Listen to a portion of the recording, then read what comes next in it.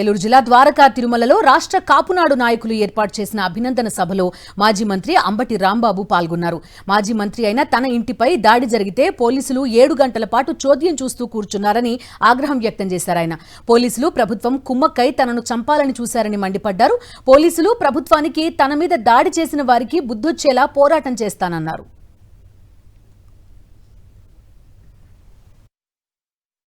ఏడు సంవత్సరాల రోపు శిక్ష పడేటటువంటి కేసులే సెక్షన్లే నా మీద దౌర్జన్యం చేసిన వారి మీద పెట్టి పోలీస్ స్టేషన్లో సంతకాలు పెట్టి పంపించేశారు.